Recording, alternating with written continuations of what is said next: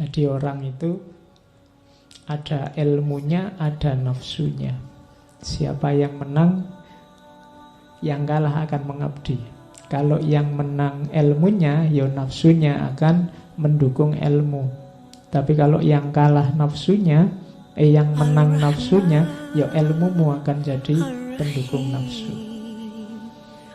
Jadi katanya Ibnu Mu'taz, Abu Nawas termasuk Abu Nawas babak pertama sebelum tobat itu orang yang kalah oleh nafsunya, sehingga ilmunya akhirnya menjustifikasi dipakai untuk membenarkan nafsunya.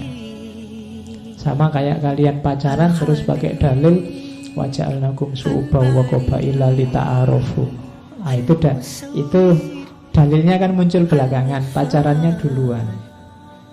Itu hanya menjustifikasi. Nanti kalian melakukan apa biar kelihatan syar'i, terus kamu tambahi dalil. Padahal itu mungkin keliru.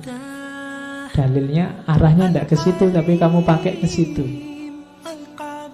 Nanti kan ada kasus, kapan itu saya baca, ada seorang suami yang memukuli istrinya. Dan dia pakai dalil, karena ada ayat yang memang kalau diterjemahkan letterlek apa adanya, suami itu bisa memukuli istri. Fa'iduhunna wahjuruhunna fil madoji wadribuhunna, surat An-Nisa itu kan. Jadi suami bisa memukuli istri dengan dasar Al-Quran. Ini nafsu sebenarnya kan ingin mukulnya duluan. Jadi terus baru nyari justifikasi belakangan. Nah, itu yang terjadi dengan Abu Nawas bagian awal nanti semacam itu. Meskipun Abu Nawas sendiri kalau ditanya, katanya Abu Nawas, demi Allah aku ini masih Islam, asli masih Islam ya syariat ya, cuma mabuk menghendakiku sehingga aku menerima beberapa kemuliaan, katanya Abu Nawas. Bukan aku yang ingin mabuk, tapi mabuklah yang ingin aku. Ya.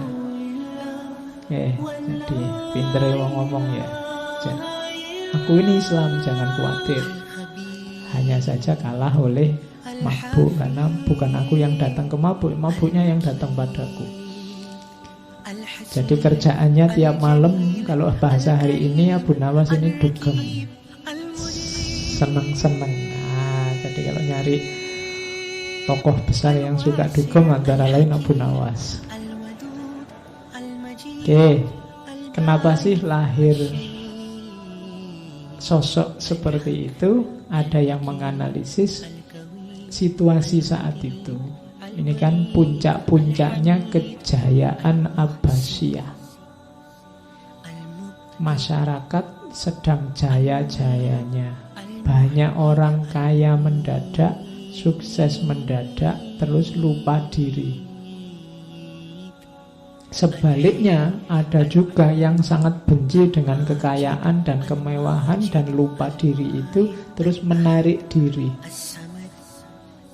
Jadi ada yang ekstrim lupa diri, ada yang melarikan diri dari dunia. Ada ulama-ulama tertentu yang merasa bahwa dunia sudah rusak, dunia sudah kacau, maka dia menarik diri, menganggap dunia itu hina dan rendah. Sementara sebagian masyarakat yang lain yang dikejar kemewahan, kekayaan. Kondisi semacam ini, kalau versinya Abu Nuwas ini memuakkan. Dua-duanya tidak original. Abu Nuwas ini mirip kayak Nietzsche yang bahwa orang itu hidup hari ini versi dirinya sendiri. Kalau ingin seneng ya seneng aja. Kalau ingin apa ya lakukan aja. Tidak usah dibelenggu oleh apapun. Itu situasi yang mengawali sosok lahirnya Abu Nuwas masa muda. Meskipun dia ilmu agamanya dalam, tapi kemudian dia jatuh pada kesimpulan bahwa masyarakat ini sakit dan mungkin tidak bisa sembuh. Karena itu ngapain capek-capek, aku juga harus seneng-seneng. Sudahlah, kita nikmati hidup hari ini dan sekarang. Makanya nanti ciri-ciri syairnya Abu Nuwas ada 1, 2, 3, 4, 5. Yang pertama khomer, senang-senang, mabuk.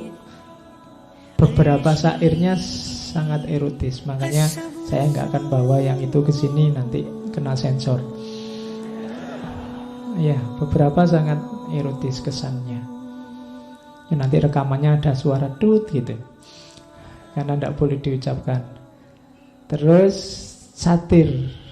Satir itu seolah-olah memuji, tapi sebenarnya dia melecehkan atau merendahkan. Atau sebaliknya, seolah-olah merendahkan tapi sejatinya meninggikan. Itu gaya satir. Seolah-olah dia memuji-muji mabuk, tapi sebenarnya pujian ini untuk nyindir masyarakat yang tidak mabuk. Karena biasanya masyarakat itu kan cenderung mencaci maki orang mabuk. Nah, terus dia malah muji orang mabuk. Itu semacam satir, nyindir masyarakat. Masyarakat yang hipokrit. Kemudian satir dan sindiran pada kesalehan formal.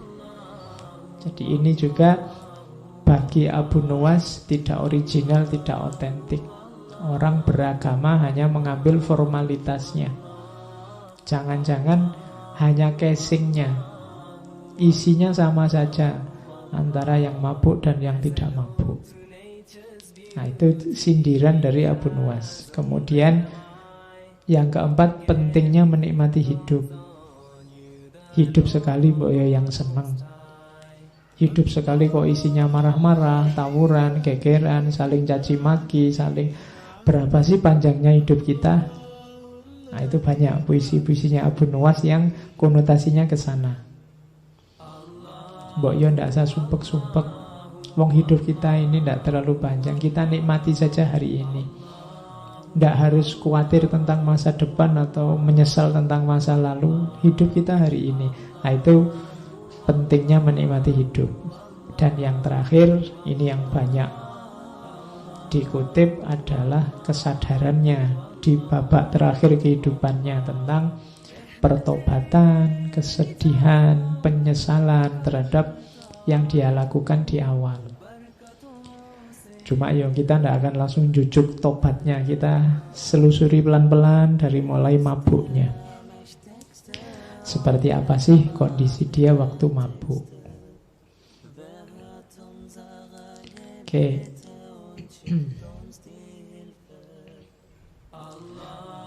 Ini saya kutip lagi. Dia gelarnya adalah pelopor penyair khomer. Makanya puisinya dikenal sebagai khomriyat. Katanya Toha Hussein, kenapa sih kok Abu Nuwas yang disebut pemuka penyair khomer? Padahal sebenarnya banyak sastrawan penyair yang cirinya khomer atau suka minum. Katanya Toha Hussein, karena Abu Nuwas ini minum ini tidak untuk iseng, tidak untuk mumpung aku sumpek tak minum. Ini kan minum hanya sekali-sekali untuk selingan. Tapi waktu Abu Nuwas muda, minum itu sudah jalan hidupnya. Ya, jadi katanya Toha Hussein, loh ini khas Abu Nuwas ini, pokoknya tidak ada hari tanpa minum. Minum itu sudah jadi jalan hidup. Jadi dia bukan selingan, dia bukan tempelan. Kalau jalan hidup tidak bisa dipisah.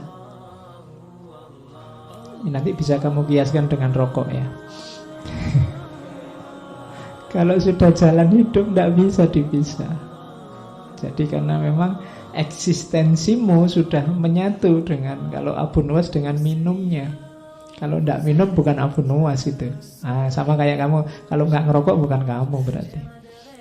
Kalau kamu ya mesti ngerokok. Itu logikanya katanya Toha Hussein. Kenapa kok Abu Nuwas ini dianggap pelopor penyair khomer?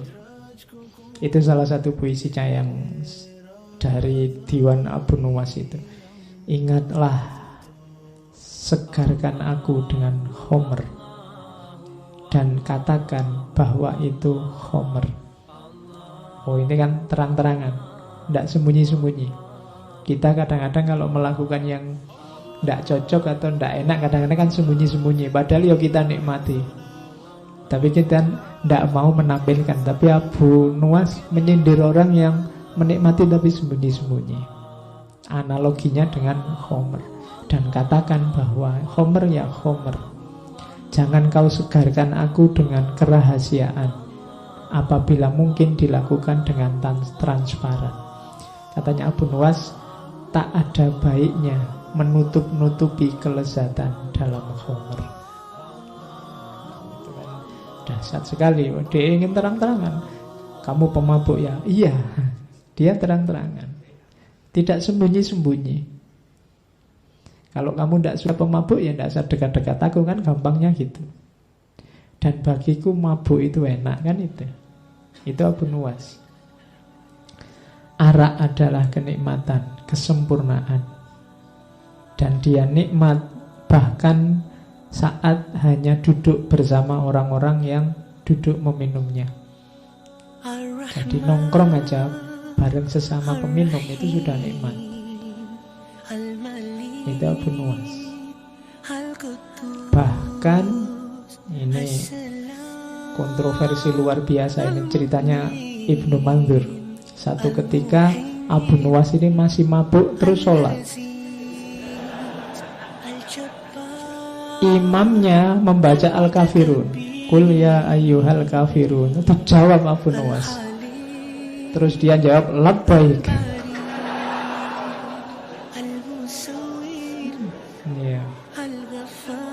Jadi kan itu, katakan wahai orang kafir itu, ya aku ngono. Iya. Oh itu nyindir kita luar biasa. Kita sekarang takut disebut kafir, takut. Abu Nuwas malah, ya aku kafir ngono. Jadi katakan wahai qul ya ayyuhal kafirun, dia malah jawab. Nah, itu ya memang sedang mabuk, tapi sebenarnya cerita ini sindiran. Jadi kita semua itu biasanya kafir tidak ngaku. Kafir itu kan jenisnya banyak macam-macam. Dan Abu Nuwas ngasih contoh terang-terangan waktu sholat lagi. Iya, qul ya ayyuhal kafirun labbaik. Nah, imamnya kaget mesti. Terus dia diinterogasi lama. Oh kalau hari ini itu sudah pelecehan, masuk penjara ini pasti. Tapi terus dilepaskan karena alasannya orang ini memang suka ndagel kok, pelawak dia ini. Mungkin maksudnya ngelawak tapi waktunya ndak pas ya. Kesimpulannya gitu, terus dilepaskan. Itu enaknya jadi pelawak kan gitu. Kamu kalau keliru tinggal ngomong, oh itu cuma guyon kok, itu ndak serius. Nah, itu Abu Nuwas. Kan memang beliau ini terkenal aneh-aneh. Karena ada cerita satu ketika dia teriak-teriak, ini loh Abu Nuwas, aku orang yang tidak suka kebenaran, aku orang yang cinta fitnah, dan aku orang yang lebih kaya dari Allah. Rame heboh orang satu kota, dipanggil oleh Harun al-Rasyid kan, kamu itu stres apa mabuk? Kok kalimatmu kontroversial semua? Loh, yang saya ucapkan tidak ada yang salah Raja. Orang-orang aja tidak betah mendengarkan kelanjutannya. Jadi aku orang yang benci kebenaran karena neraka itu kebenaran, kematian juga kebenaran. Jadi aku benci neraka, aku benci kematian. Aku cinta fitnah, kan ada ayatnya, amwalukum wa auladukum fitnah. Anak-anak kecil kan ya fitnah. Jadi aku cinta fitnah itu maksudnya aku suka punya duit banyak, aku suka anak-anak. Lah tapi kok bisa kamu lebih kaya dari Allah? Loh saya punya anak, Allah enggak punya.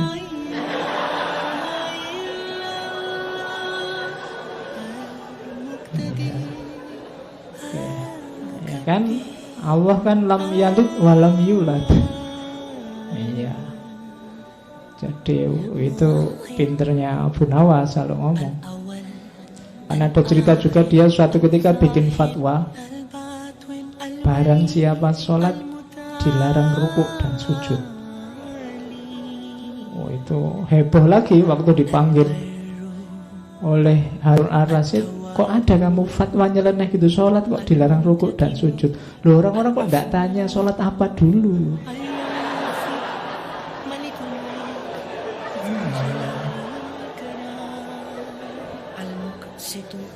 Oh iya, itu maksud saya kan untuk sholat jenazah. Ya mesti aja enggak pakai rukuk, enggak pakai sujud. Itu caranya Abu Nuwas untuk dekat sama raja, melakukan kritik tapi selamat. Oke, kita lanjutkan. Jadi ini gayanya. Jadi kemabukannya, wadatnya memang mabuk, tapi sebenarnya ada rahasia kritik-kritik tertentu di situ. Ketika dia bikin kemabukan, nah ini yang saya bilang tadi pakai dalil. Ini salah satu puisinya. Dia bilang, biarlah masjid-masjid itu dipenuhi oleh orang yang sholat. Kita minum khamr aja sepuasnya. Kenapa kok gitu? Tuhan pun tak pernah mengatakan neraka wil bagi pemabuk, tapi Tuhan justru berfirman neraka wil bagi orang yang sholat. Oh ya, kan ada fawailul lil musallin, tidak ada fawailul lil pemabuk. Jadi mabuk, itu ini mesti diucapkan waktu mabuk. Tapi ada rahasia nasihatnya. Nasihatnya apa? Hati-hati pakai ayat. Kadang-kadang saya bilang tadi, kita sering menjustifikasi kesalahan-kesalahan kita dengan ayat, dengan cara meletakkan ayat tidak pada tempatnya. Ayatnya untuk apa, kita pakai untuk apa. Kalau bisa semacam itu, kita mending tidak usah sholat. Sholat malah masuk neraka. Malah ayat yang tegas bilang bahwa pemabuk masuk neraka tidak ada. Kalau celaan pada pemabuk beberapa ayat. Nah, ini kan sindirannya Abu Nuwas pada orang yang pakai dalil. Dalil ya tidak sekedar pakai dalil, harus pas digunakan di ruang dan waktu dan kasus yang pas. Karena kalau tidak nanti kita melakukan apa, pakai dalil apa, padahal dalil itu tidak untuk itu. Yuk kayak kamu misalnya dzalikal kitabu la raiba fi, kitabu ya maksudnya Al-Qur'an, jangan kok pegang bukumu. Dzalikal kitabu la raiba fi, kitabku ini, bukuku ini tidak diragukan lagi, itu ngawur. Wong itu ayatnya untuk Al-Qur'an. Jadi hati-hati pakai ayat, pakai dalil. Setiap dalil ada ruang, waktu dan konteksnya.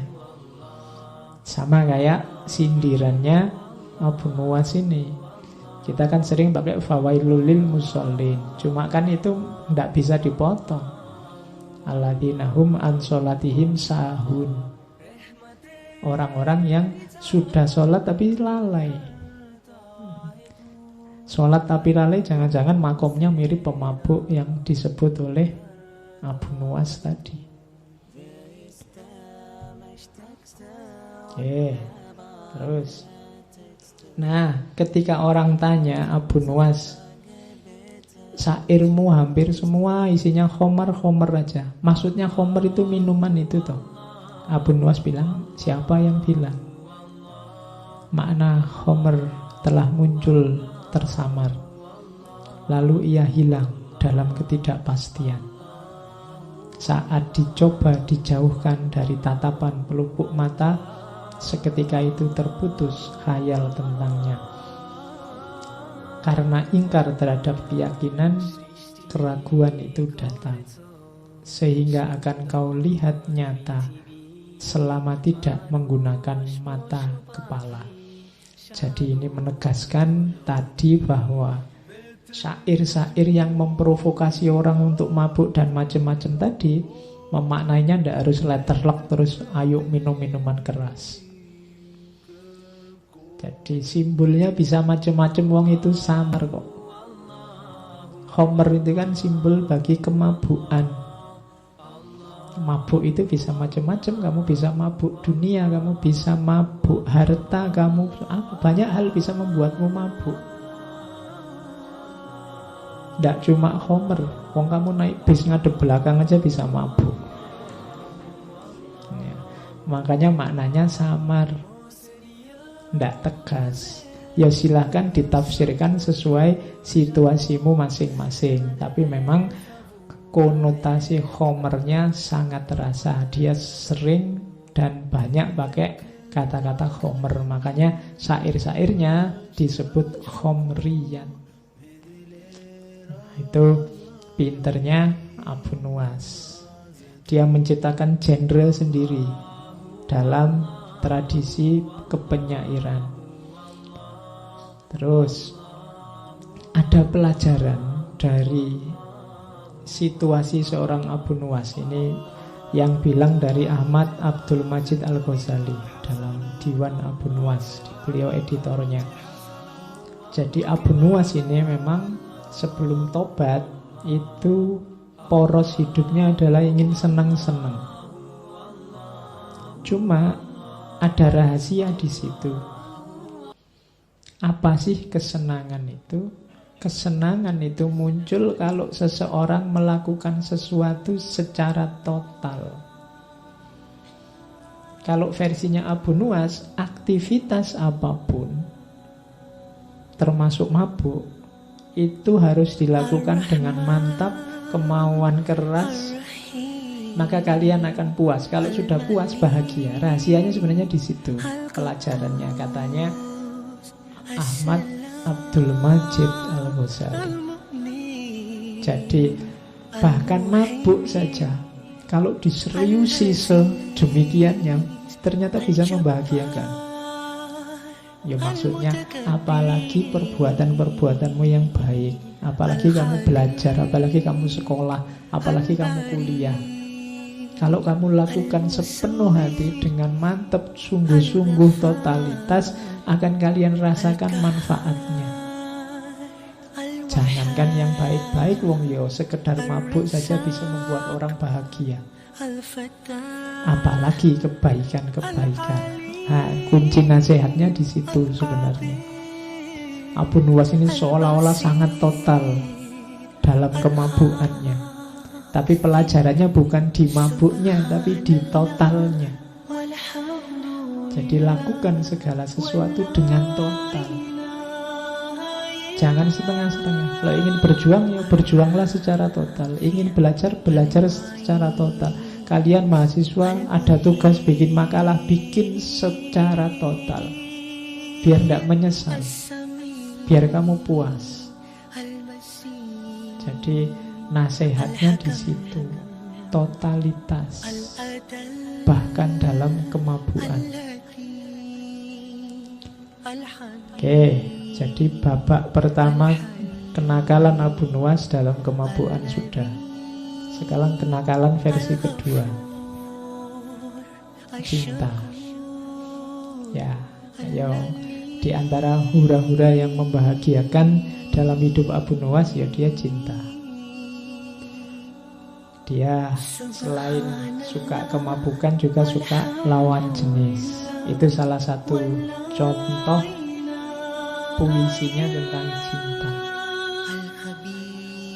Saya bilang tadi banyak puisi-puisinya yang erotis yang tidak saya bawa ke sini. Duhai mata yang mempesona, engkau redup selamanya. Tatapanmu menguak rahasia yang tersimpan di dada. Perhatikanlah diri kita. Engkau menutupiku meski engkau sendiri tanpa baju. Seakan takdir menyembunyikanku. Engkau membunuhku tanpa harapan untuk balas dendam. Seakan pembunuhan itu adalah persembahan kepada Tuhan. Itu kan kalimat pernyataan cinta yang luar biasa. Pinternya seorang Abu Nuwas. Jadi kalau bikin puisi kayak gini ya terus dikasihkan lawan jenisnya ya mesti langsung kelepek-kelepek kan, dibilangin Duhai mata yang mempesona, itu kan siapa yang tidak suka diginiin. Dan ini memang keahliannya Abu Nuwas. Ada sangat banyak puisi-puisi ekspresi cinta kepada lawan jenis. Bahkan ini ada satu cerita, Abu Nuwas ini terpaksa naik haji. Kenapa? Ya, terpaksa, memaksa dirinya naik haji. Kenapa? Karena dia jatuh cinta sama perempuan namanya Jinan.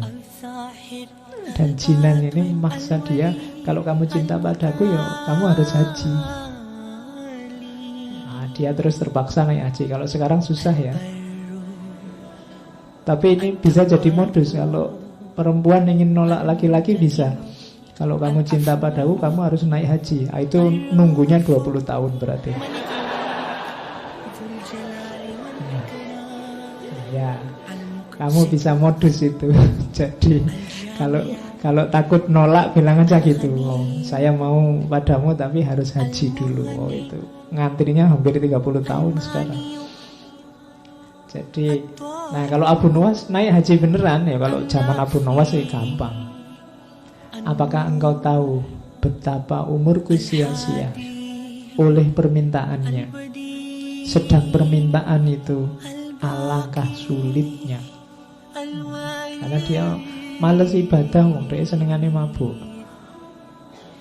Karena tak kudapatkan alasan untuk mendekatinya, terpaksa yang sulit itu kulakukan juga.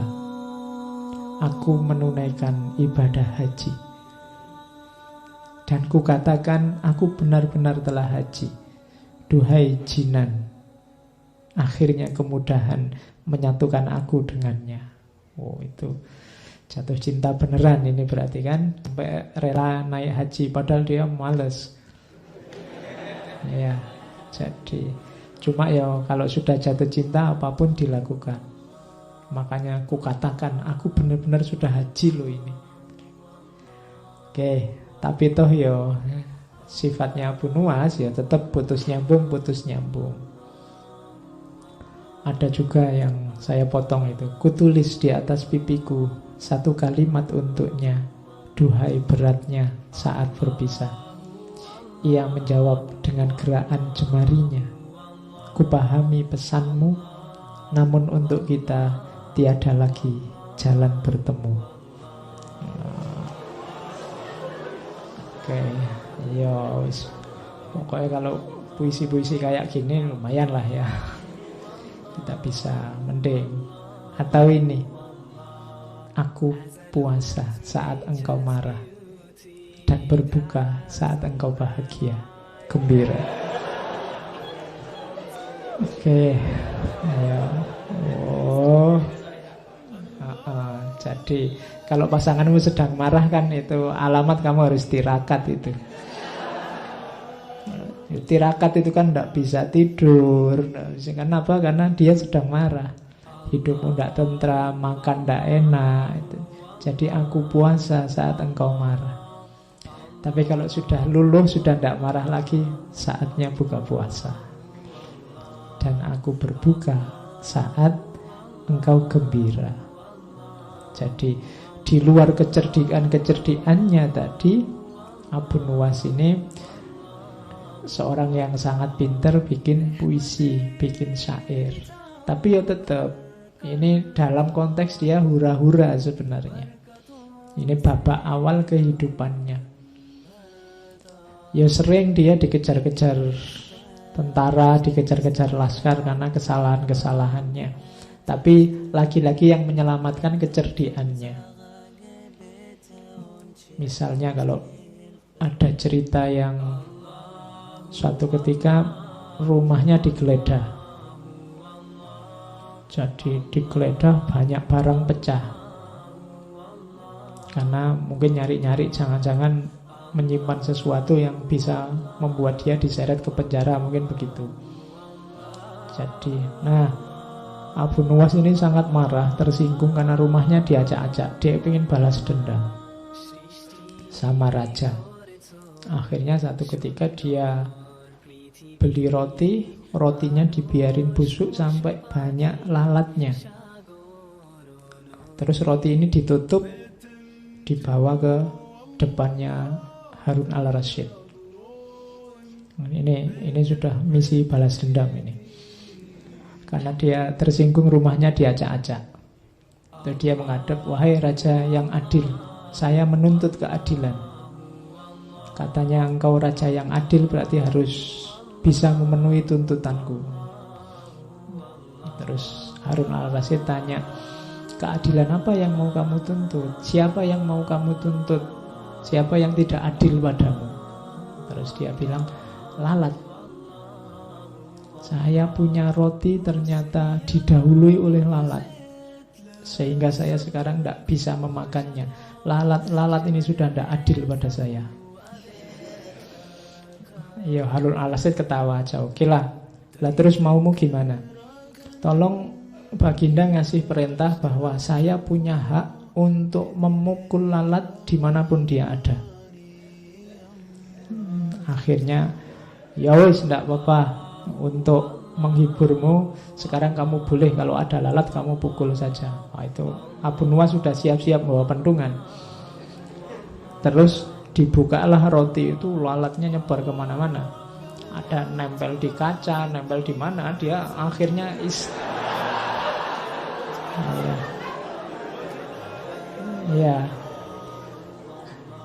istananya rajanya dikeprui semua sama Abu Nuwas. Itu caranya dia balas dendam pada raja. Oke, itu cerita-cerita kayak gini nanti banyak di Alfu Lailah wa Lailah, kisah 1001 malam. Meskipun nanti beberapa ulama mengkritik karena cerita itu fiktif, tapi ada beberapa nama yang harusnya tetap dimuliakan, tapi gara-gara cerita itu terus kesannya jadi. Nanti ada beberapa cerita yang kesannya, misalnya Harun al-Rasyid juga suka minum-minum. Nah, itu banyak ulama mengkritik Alfu Lailah wa Lailah, karena di beberapa bagian nanti muncul tokoh Abu Nuwas. Karena ya memang ceritanya selalu banyak dengan Harun al-Rasyid. Saya tidak tahu kok jarang sama Al-Amin. Padahal banyak tair, banyak cerita yang beliau justru dekatnya sama Al-Amin.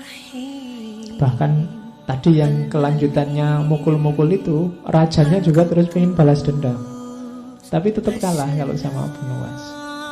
Jadi satu ketika rajanya ini ingin balas sama Abu Nuwas. Abu Nuwas diajak berburu. Nah, di tengah jalan kok mendung, mau hujan. Nah, Abu Nuwas ini naik keledai yang tidak bisa cepat, sementara raja sama pasukannya bisa naik keledai cepat. Terus rajanya bilang, ini sebentar lagi hujan, pokoknya pedomannya kita berburu ini tidak boleh baju kita basah kehujanan.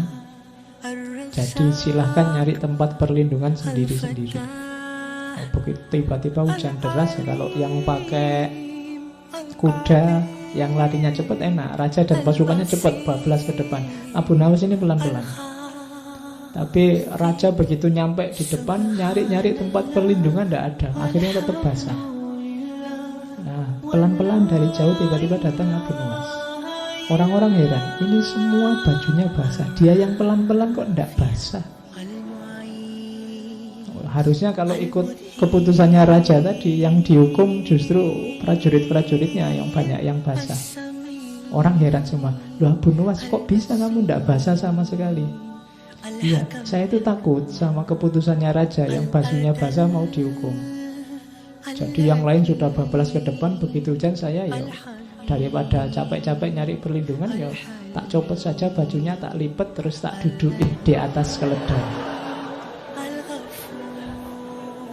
Ya, jadi bajunya tetap kering, badannya basah tidak apa-apa, kan yang tidak boleh basah bajunya. Oke, ya akhirnya dia selamat, tidak jadi disiksa oleh rajanya. Oke, itu cerita-cerita tentang Abu Nuwas masa muda. Dia suka hura-hura, suka mabuk, dan lain-lain. Sekarang babak baru kita masuk pertobatannya. Nah, kuncinya nanti di sini sebenarnya. Yang mulai banyak hikmah-hikmah yang bisa kita ambil dari kisah hidup seorang Abu Nuwas.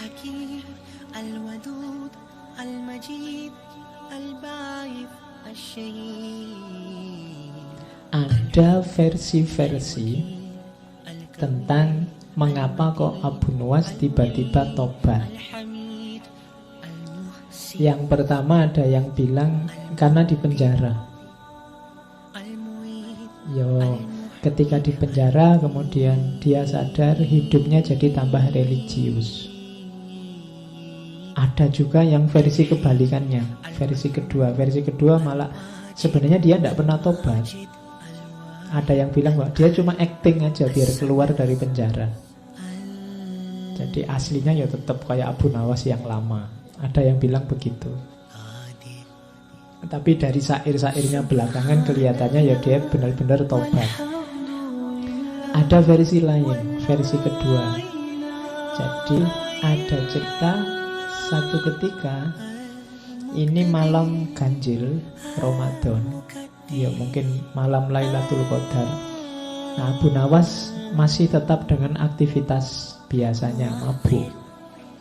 Jadi waktunya orang taraweh, waktunya orang tadarusan, dia mabuk. Tiba-tiba didatangi orang ke depannya, langsung nuding wajahnya. Orang ini bilang, "Wahai Abu Hani, jika engkau tak mampu menjadi garam yang melezatkan hidangan, janganlah engkau menjadi lalat yang menjijikkan, yang merusak hidangan itu." Jadi kalau kamu mau rusak, rusaklah sendiri, tapi jangan merusak yang lain. Waktunya orang tadarus, waktunya orang taraweh, kamu merusak situasi. Nah, itu peringatan keras bagi Abu Nuwas yang membuat dia tiba-tiba sadar. Entah siapa orang ini, tapi ini membuat dia tersadar bahwa selama ini mungkin dia kecewa dengan masyarakat, mungkin dia mengkritik masyarakat, tapi dengan semua yang dilakukan sebenarnya dia sedang nambah masalah baru di tengah masyarakat. Jadi orang hidup itu kan kalau bisa ya memang masalah di tengah masyarakat pasti ada. Cuma kalau bisa kita jadi problem solver. Kita jadi yang menyelesaikan masalah. Bukan part of the problem, bukan bagian dari masalah.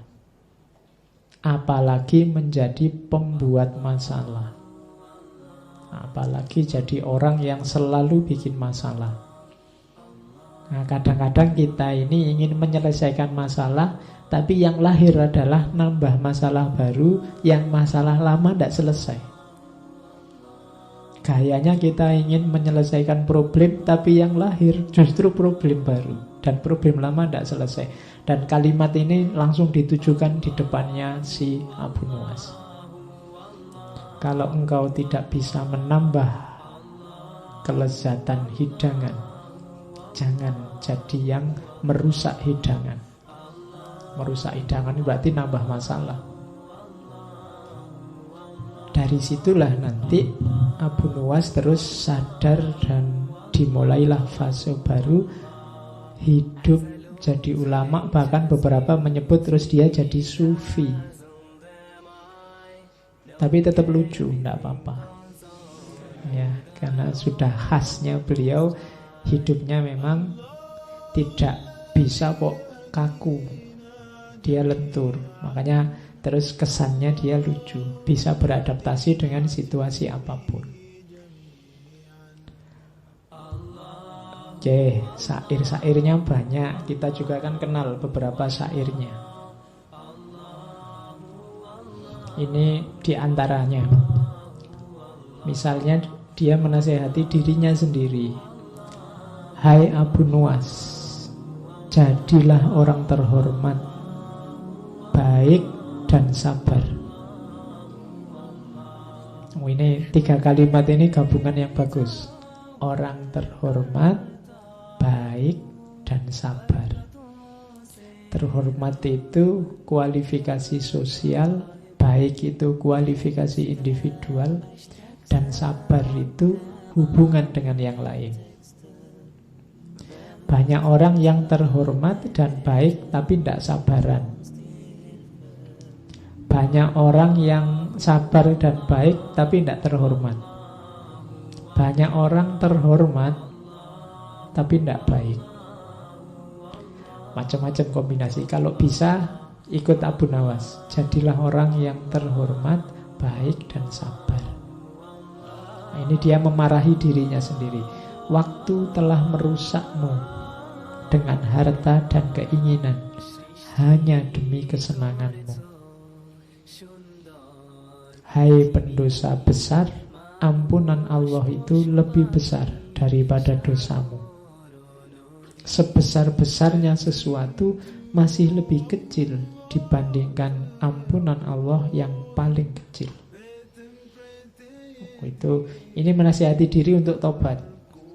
Tobat yang beneran. Kayak kita ini sebenarnya ya sudah waktunya untuk tobat. Cuma kita kan masih ragu-ragu. Mbok ya tobat yang beneran. Yang beneran loh ya. Beneran itu berarti tidak diulang, janji tidak diulang lagi, kemudian tidak secara sengaja mengulang dan seterusnya. Jadi pertama-tama dia memarahi dirinya untuk mau bergerak bertobat, menyesali yang dilakukan sebelumnya dan tidak mengulang di masa depan. Dan ini kelihatan simpel tapi berat. Kalau istighfar sih iya. Cuma istighfar kita kan sering istighfar formalitas. Nah, kalau Abu Nawas ini istighfarnya mantap karena dosanya banyak.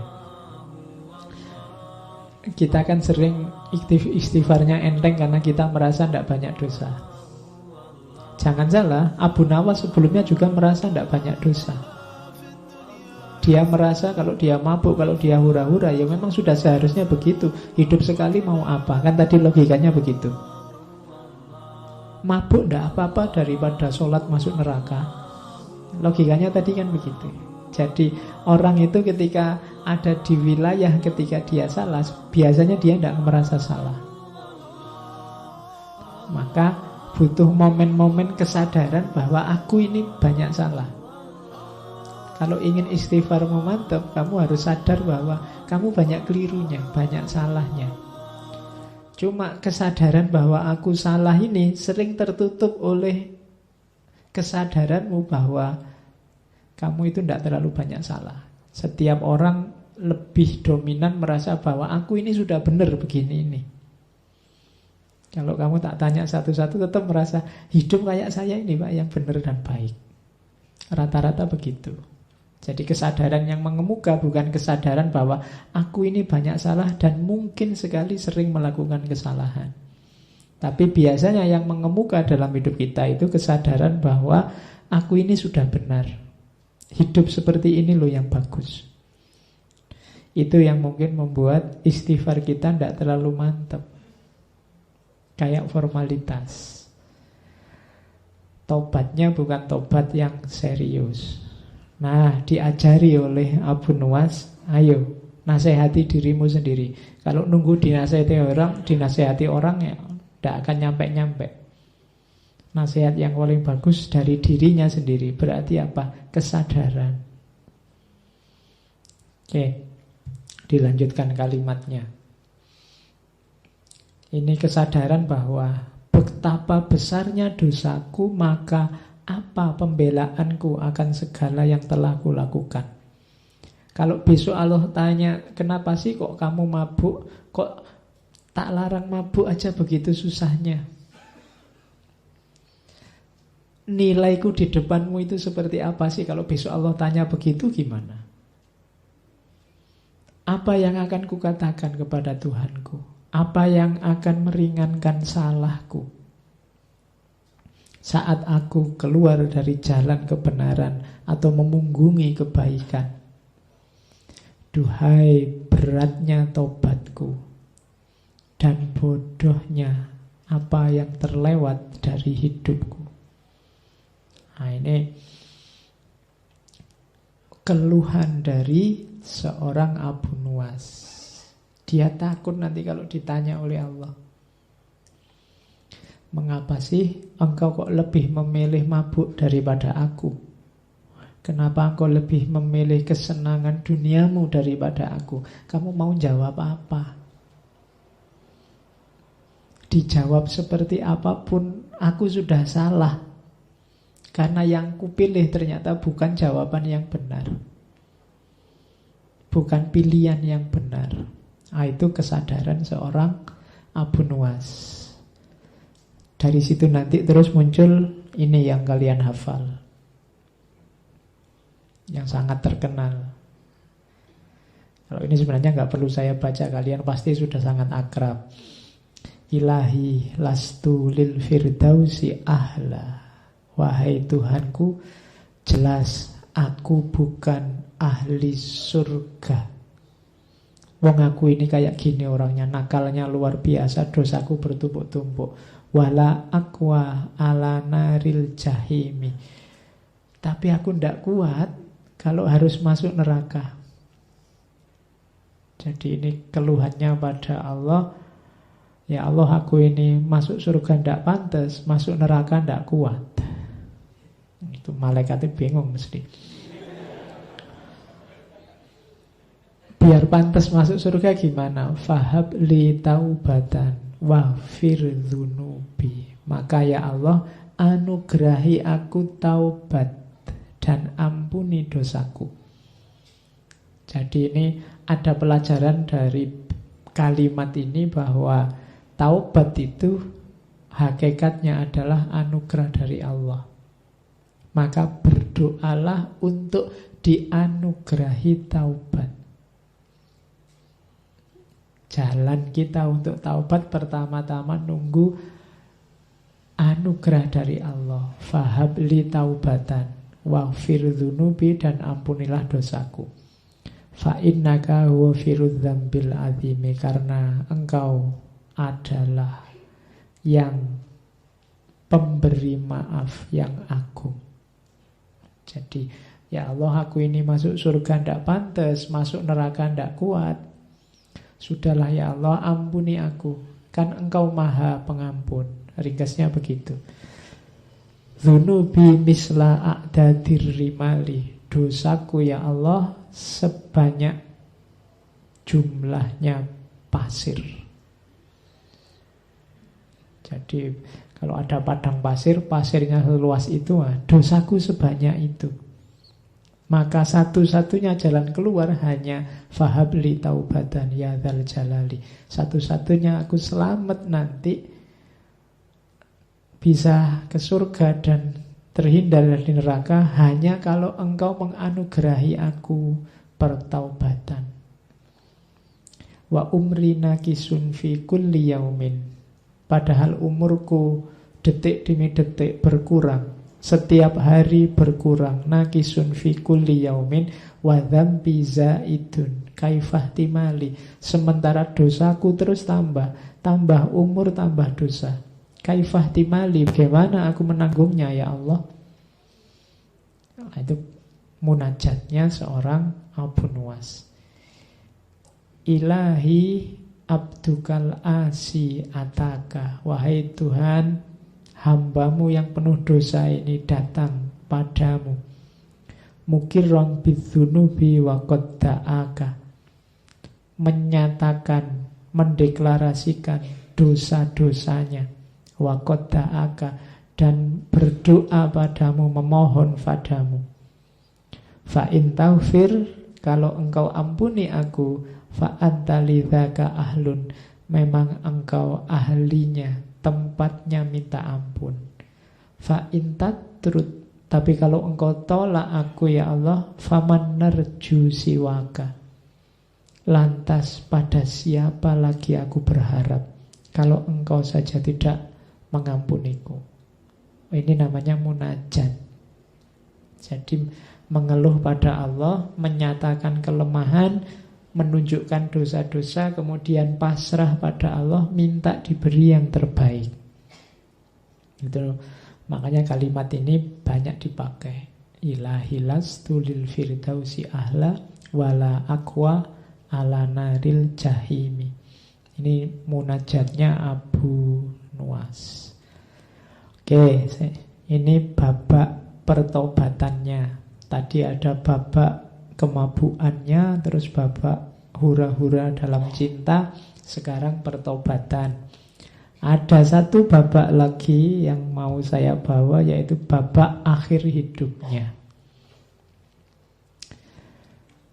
Jadi setelah tobat ada banyak fase-fase dekat dengan Tuhan dalam hidupnya seorang Abu Nuwas. Nah, ini terus di akhir-akhir hidup beliau mengalami sakit. Saat sakit ini ada beberapa syair yang terkenal dari Abu Nuwas. Misalnya ini, tapi sekarang konotasinya sudah tidak kayak sebelumnya, sudah tidak ada mabuknya, tidak ada cinta-cintaannya. Kalau ini sudah konotasinya sudah ilahiyah. Kemusnahan tengah merayap ke bawahku dan ke atasku. Kulihat diriku sekarat, tahap demi tahap. Tiada waktu berlalu tanpa meruntuhkanku berantakan. Mengiring kekuatan, aku tersingkir dalam ketundukan. Saat ku ingat sekarang, aku melemah dan mengurus. Mengurus itu maksudnya tambah kurus ya. Bukan mengurus urusan apa gitu, enggak. Tertunduk di hadapan Tuhan. Betapa ku sesali hari-hari dan malam-malam itu. Tadi kan dia kegemarannya kan keluar malam. Kalau siang tidur, kalau malam keluar. Koyo Batman. Tapi ku sesali itu, penuh hura-hura dan permainan. Kita lakukan setiap kejahatan. Semoga Tuhan mengampuni, memaklumi, dan memberi penangguhan hukuman. Karena kalau tidak, pasti aku tidak selamat. Ini waktu beliau sakit. Kemudian ada lagi lanjutannya. Setiap yang meratap akan diratapi. Setiap yang menangis akan ditangisi. Setiap simpanan akan dibelanjakan. Dan setiap kenangan akan dilupakan. Hanya Tuhan yang tersisa. Siapapun yang dimuliakan, Tuhan jauh lebih mulia. Siapapun yang baik, Tuhan jauh lebih baik. Siapapun yang dipuji, Tuhan adalah puncaknya pujian. Siapapun yang diagungkan, Tuhan adalah puncaknya keagungan. Pada akhirnya semua muaranya pada Tuhan. Ia menjamin semua kebutuhan.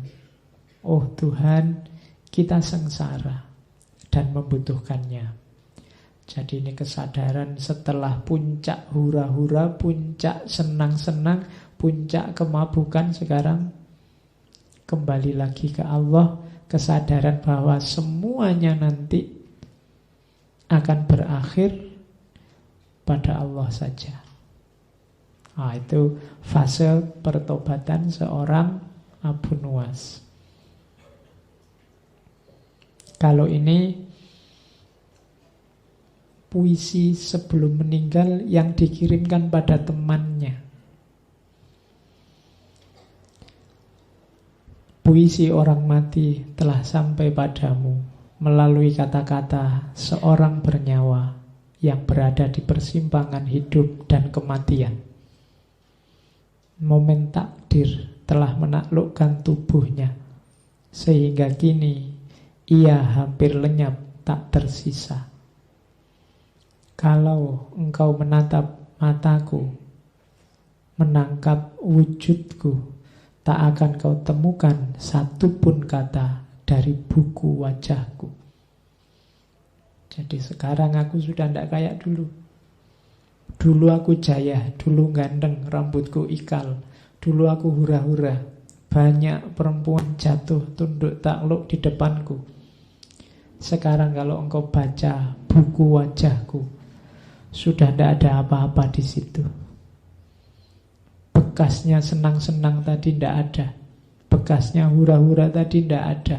Yang tersisa hanya penyesalan, pertobatan. Semuanya sudah lenyap, tak tersisa. Dari situ nanti setelah ini beliau meninggal. Ada cerita saat salah seorang sahabat beliau setelah Abu Nuwas meninggal mimpi ketemu Abu Nuwas. Abu Nuwas, kamu kan dosamu banyak meskipun tobat. Nasibmu gimana sekarang?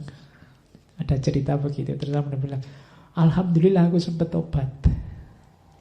Jadi Allah mengampuniku karena syair-syair yang kutulis, syair yang saya baca di depan tadi, termasuk ilahilas. Syair-syair ini aku simpan di bawah bantalku. Terus dicek di bawah bantalnya, dan dari situ terus syair-syairnya, syair pertobatannya menyebar. Jadi awalnya memang itu asli munajat untuk dirinya sendiri. Tapi kemudian dikenal orang banyak karena memang kalimat-kalimatnya menyentuh. Sejak muda memang pinter bikin kalimat. Jadi itu kisah Abu Nuwas. Ada banyak pelajaran. Yang pertama, akhirnya ternyata ke situ.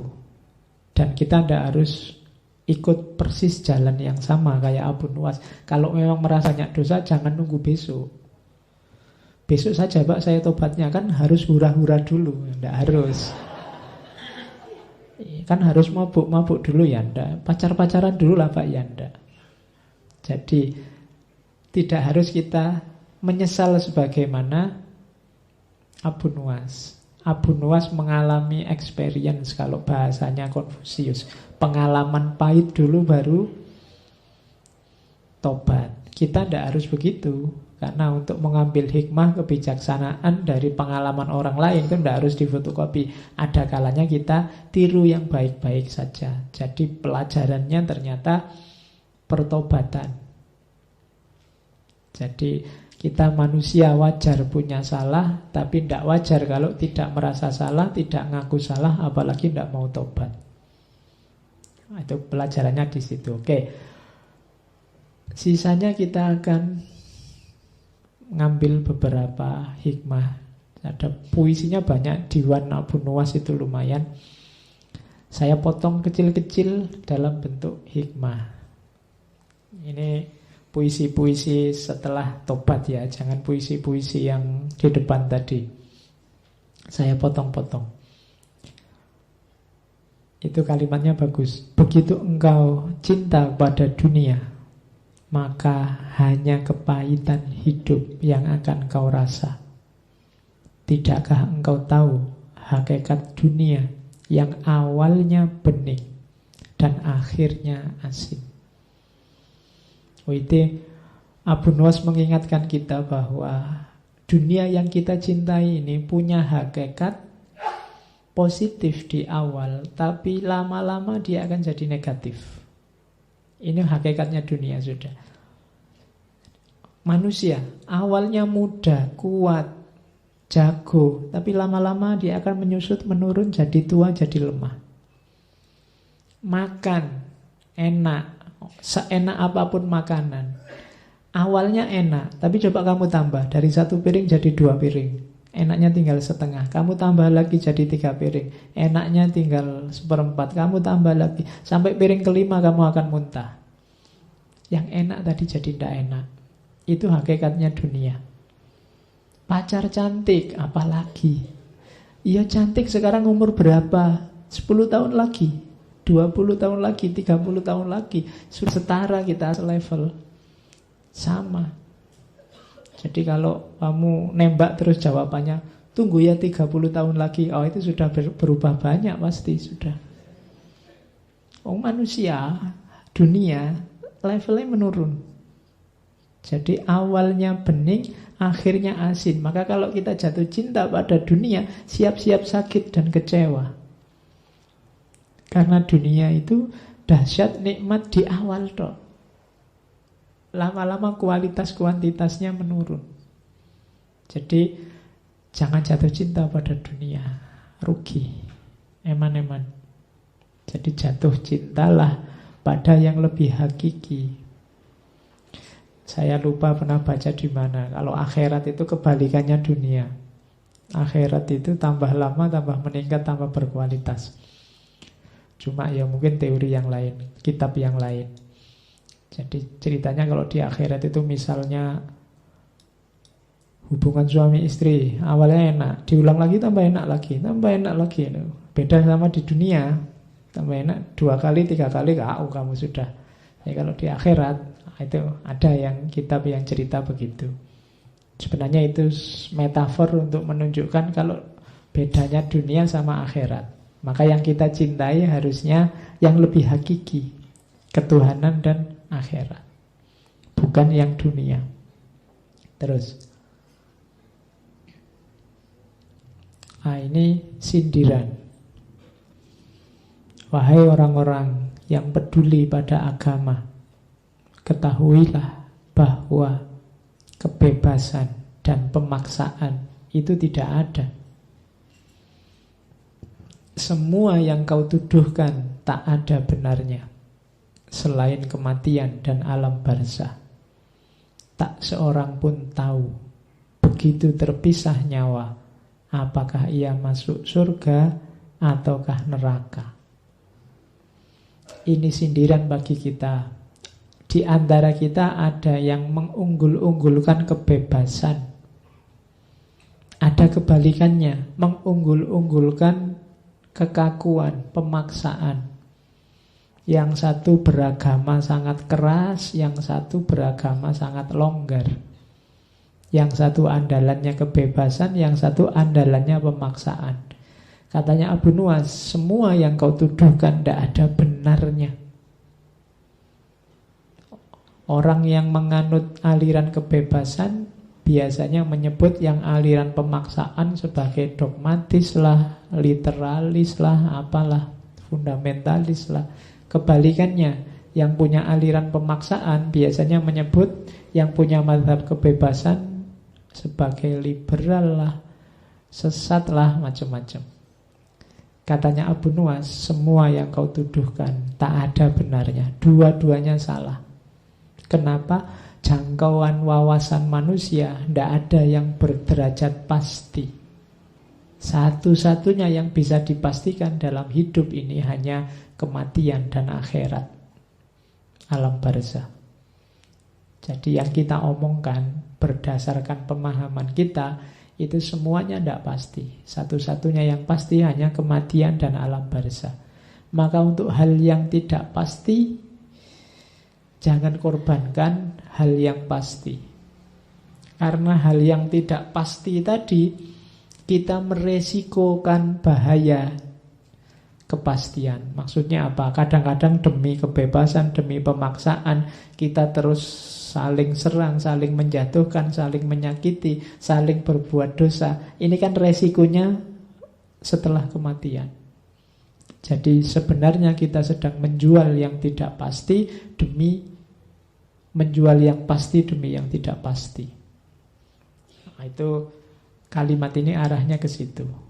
Padahal ngapain sih kita mengklaim bahwa kita pasti benar, kita pasti lurus, wong tak seorang pun tahu begitu terpisah nyawa apakah ia masuk surga ataukah neraka. Siapa berani angkat tangan menjamin saya pasti surga, Pak? Tidak ada. Seandainya kamu orang soleh sekalipun, begitu kamu yakin 100% masuk surga, ada kesombongan dalam hatimu. Dan dia yang jadi hijabmu untuk masuk surga. Jadi tidak ada satupun yang pasti. Wong begitu nanti di akhirat sudah hak prerogatifnya Allah. Mau surga apa neraka itu sudah urusannya Allah, tidak jaminan. Ada yang amalnya luar biasa karena kesalahan kecil akhirnya nggak jadi masuk surga. Ada yang dosanya luar biasa karena kebaikan kecil nggak jadi masuk neraka. Kan banyak cerita-cerita semacam itu. Ada ulama yang nggak jadi masuk surga karena mengambil kayu selilit waktu dia habis kondangan pulang ke rumah, ngambil kayu kecil karena nggak ada tusuk gigi miliknya tetangganya. Itu kan yang dicerita selilit sang kiai itu kan. Gara-gara selilit kayu kecil ini dia tidak jadi masuk surga. Tapi ada pelacur yang memberi minum anjing. Gara-gara kebaikan memberi minum anjing ini, dia masuk surga. Meskipun hakikatnya dia seorang pelacur. Dalam tumpuan dosa, kebaikan kecil bisa membawa ke surga. Dalam tumpuan pahala, kesalahan kecil bisa menyeretmu ke neraka. Maka tidak ada yang pasti. Jangan menyombongkan diri. Tak seorang pun begitu terpisah nyawa bisa memastikan apakah ia masuk surga ataukah neraka. Maka jangan merasa aman. Jangan merasa sudah selamat. Oke, itu kalimat selanjutnya. Terus, kulihat setiap hidup, setiap yang hidup itu fana. Putra si fana.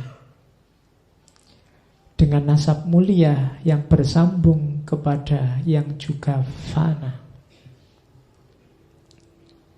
Apa yang kita banggakan dalam hidup ini semuanya fana.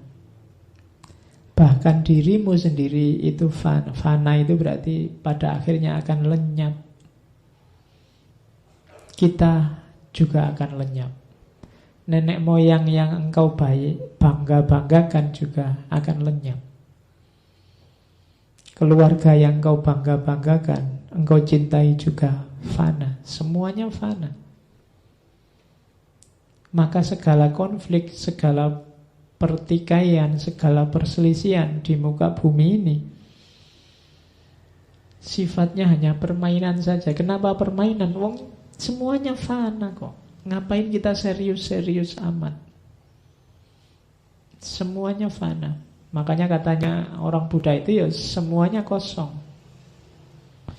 Yang isi itu sebenarnya kosong, dan yang kosong sebenarnya isi. Itu rahasianya di situ. Yang kita anggap tidak ada apa-apa, ya ada apa-apanya. Tapi yang kita anggap ada apa-apanya sebenarnya hakikatnya tidak ada apa-apanya. Hidup ini fana. Pada akhirnya akan lenyap. Nah, jadi kulihat setiap yang hidup itu fana. Putra si fana. Dengan nasab mulia yang bersambung pada yang juga fana. Nah, itu nasihat dari Abu Nuwas. Bayangkan bedanya tadi, syair-syair di awal yang begitu liar, begitu mabuk, begitu hura-hura. Ternyata babak terakhir kehidupannya begitu indah. Dia masuk ke ranah sufistik, memahami hakikat. Ada momen pencerahan dalam hidupnya sehingga banyak nasihat-nasihat berharga yang kita dapat. Makanya dia tergolong tokoh besar yang kita ingat sampai hari ini. Itu saya bawa juga. Saat seorang cerdas menelaah dunia, ia akan menemukan seorang lawan yang berbaju kawan. Dunia ini seolah-olah kawan kita. Tapi hati-hati, dia ini bisa berubah jadi lawan kita. Dunia ini harusnya membantu kita, mendorong kita untuk menuju Allah, kembali pada Allah. Tapi hati-hati, dia juga potensial untuk menjegal langkah kita menuju Allah. Dia ini kawan, harusnya jadi kawan. Tapi kalau kita tidak hati-hati, dia akan jadi lawan. Terakhir, ini, kalau ini kalimat-kalimat terakhir juga dari Abu Nuwas, lebih baik mati karena cengkraman kesunyian daripada mati karena payahnya, capeknya kecerewetan. Betapa sering engkau kehilangan diri dalam kelakar. Ini saya potong dari syairnya. Hari ini kemungkinan kita akan mati dalam payahnya kecerewetan. Semua orang cerewet hari ini. Kita akan lihat yang kita pegang tiap hari kan, isinya suara dalam bentuk tulisan. Kita hidup dalam belantara kata-kata, itu payahnya kecerewetan. Padahal akan lebih baik kalau kita mati dalam kesunyian, keheningan. Ada banyak makna, ada banyak rahasia dalam keheningan. Begitu kita hidup dalam belantara kecerewetan tadi, kita akan kehilangan kejernihan. Kita akan kehilangan yang hakiki.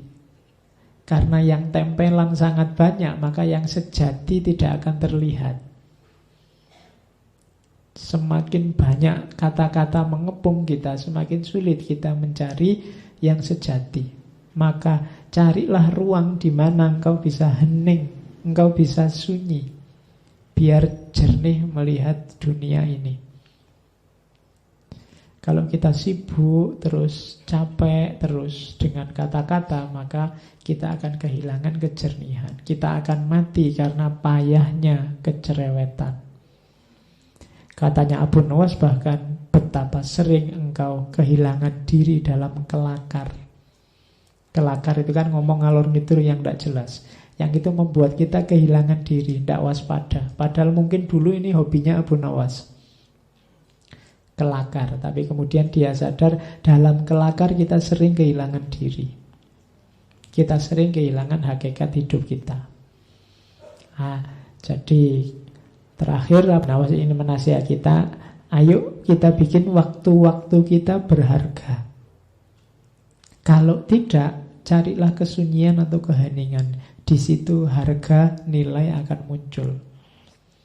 Jadi rumusnya itu. Dalam sehari bikinlah momen untuk dirimu sendiri. Tapi untuk dirimu sendiri bukan untuk hura-hura, tapi untuk kesunyian, untuk keheningan. Kalau dalam agama, momen-momen muhasabah dan tafakkur. Disitulah nanti kualitas hidup kita akan naik. Oke, saya kira itu Abu Nuwas. Ya, tidak terbayangkan. Bayangannya tadi Abu Nuwas tokoh yang seneng-seneng dan hura-hura saja. Ternyata belokannya cukup tajam. Belakangan dia bertobat. Silahkan diikuti riwayat hidupnya, tapi yang babak belakang. Ya, yang babak depan kalau bisa cepat-cepat ditinggal. Jangan salah, Abu Nuwas usianya sekitar 57. 57 itu tidak terlalu tua. Mungkin pertobatannya paling usia-usia akhir lah, 40 ke atas. Tapi kan kita juga sudah merayap mendekati usia itu. Jangan ditunggu lagi. Karena usia itu kan tidak ada yang tahu. Tidak ada jaminan yang lebih tua berangkat duluan, yang muda belakangan. Tidak ada jaminan saya lebih tua dari kamu terus saya berangkat dulu. Sekarang banyak yang muda-muda duluan. Peristiwanya kan selalu peristiwa-peristiwa jihad, peristiwa-peristiwa itu kan muda-muda semua, demo, terus peristiwa. Sing tua-tua malah ning omah malah selamat. Si nom-nom malah cepat berangkatnya. Karena tidak jaminan, maka segeralah. Kalau kamu sudah memahami kebaikan apapun, memahami kemuliaan hidup apapun, segera wujudkan, segera implementasikan, segera jalankan. Jangan ditunda-tunda, biar tidak menyesal. Kalau kamu menyadari ada kesalahan, kekeliruan apapun dalam hidupmu dan kamu tahu, segera cepat-cepat tinggalkan. Karena tidak ada jaminan kapan kita berangkat, dan berapa lama kita masih bisa tinggal. Oke, saya kira itu ya malam hari ini. Bulan depan kita ganti tema. Sayangnya Rabu depan kita kosong dulu. Kebetulan saya ada acara yang sama sekali tidak bisa saya tinggal. Jadi Rabu depan kita kosong. Ada gunanya saya kosong. Saatnya kalian akrab, asyik bersama Rasulullah. Ya. Jadi maulud. Oke, setelah mauludan kita mulai lagi ngaji kita Rebu selanjutnya. Saya bingung temanya apa. Wis gini aja tiba-tiba tadi terbayang Einstein. Maka bulan depan kita akan membahas para jenius. Yang pertama Einstein, yang kedua Isaac Newton, dan yang ketiga Leonardo da Vinci. Bulan November ya. Oke. Enggak, jangan khawatir, saya enggak akan ngomong fisika matematikanya. Ya. Kita mengambil hikmah dari jalan hidup para jenius. Oke, sebagaimana kita mengambil hikmah dari Abu Nuwas. Karena selalu ada hikmah yang kita ambil bahkan dari momen-momen yang kontroversial seperti ceritanya Abu Nuwas tadi.